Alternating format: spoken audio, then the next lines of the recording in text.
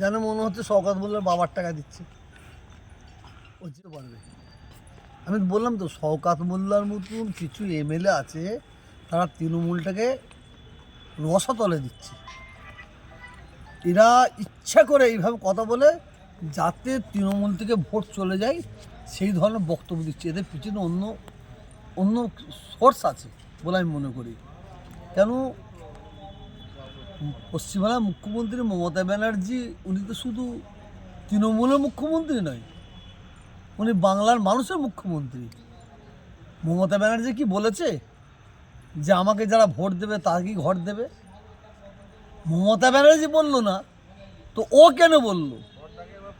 আর মমতা ব্যানার্জি, অভিষেক ব্যানার্জি এই কথাটা বলার জন্য কোনো প্রতিবাদ করছে না কেন?